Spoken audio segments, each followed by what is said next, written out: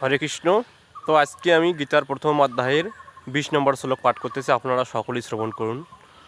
অত ব্যবস্থিতান দৃষ্টবা ধৃতরাষ্ট্রান কপিধ্যাস প্রবৃত্তিতে শাস্ত্র সম্পাদে ধনুরোধ যমজ্জম পাণ্ডব ঋষিকেশং তদাভাক্ষম ইদ অহম মোহিতে। তো বাংলা অনুবাদটা সকলে শ্রবণ করুন।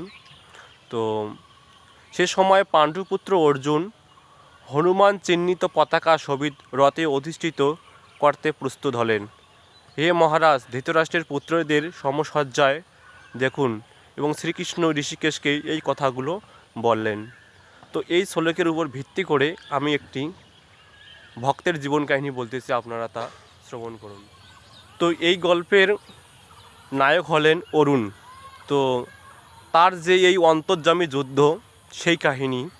তো ছোটোবেলা থেকেই তিনি ছিলেন কৃষ্ণ ভক্ত, কিন্তু বড় হয়ে কর্মজীবন প্রবেশ করার পর সংসার, কাজ এবং সমাজ এসবের চাপে তার ভক্তি যেন চাপা পড়ে যেতে থাকে।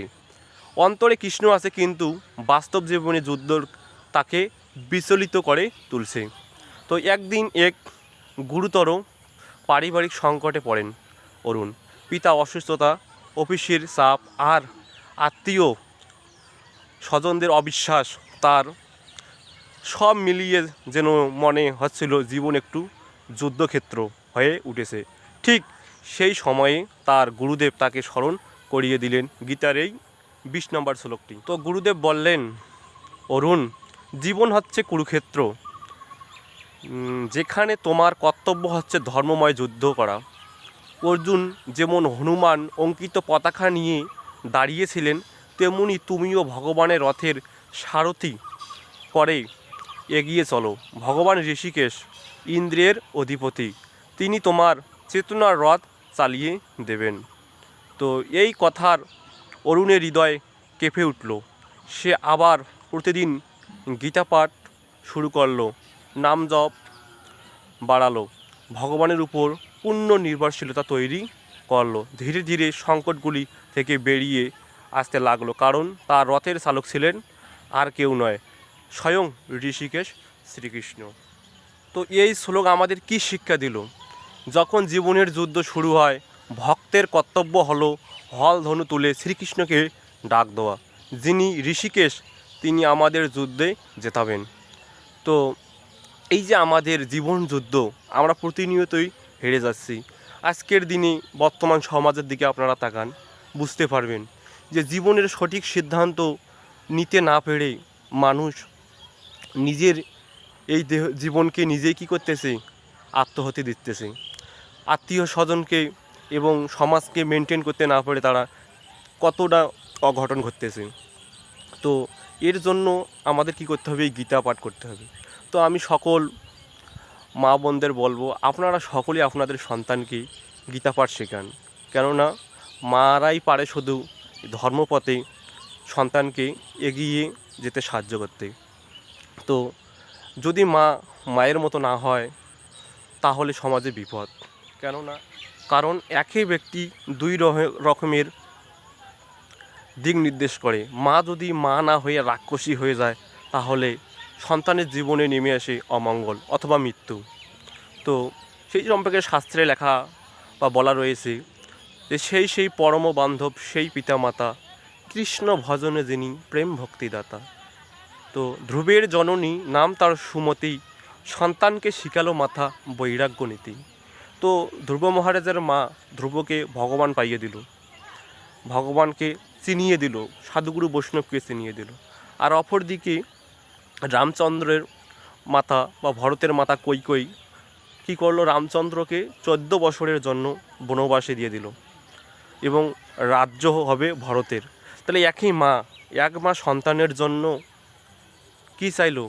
বিষয় চাইলো, টাকা পয়সা, ধন সম্পদ। আর এক মা অপরদিকে কী করলো?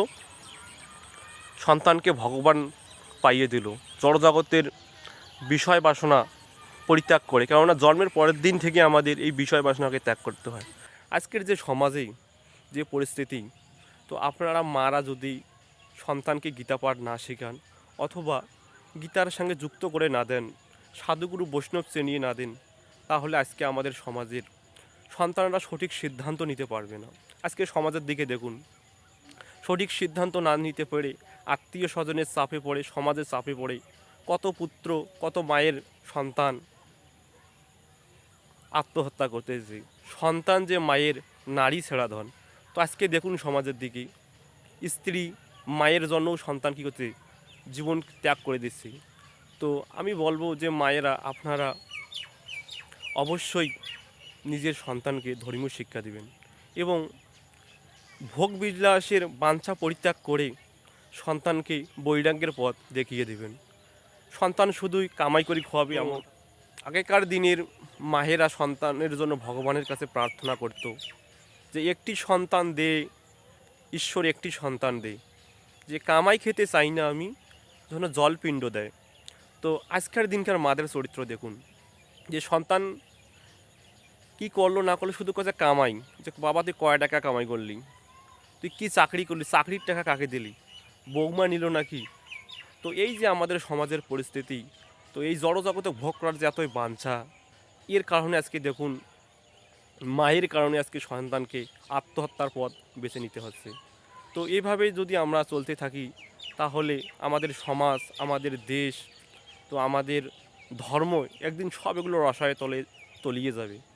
তো আমি সকল মা বোনদের বলবো, আপনারা নিজের সন্তানকে অবশ্যই গীতার সঙ্গে যুক্ত করবেন এবং আপনারা নিজেরাও ধর্মপথে ধাবিত হবেন। তো সকলে প্রেমসে বলুন রাধে রাধে।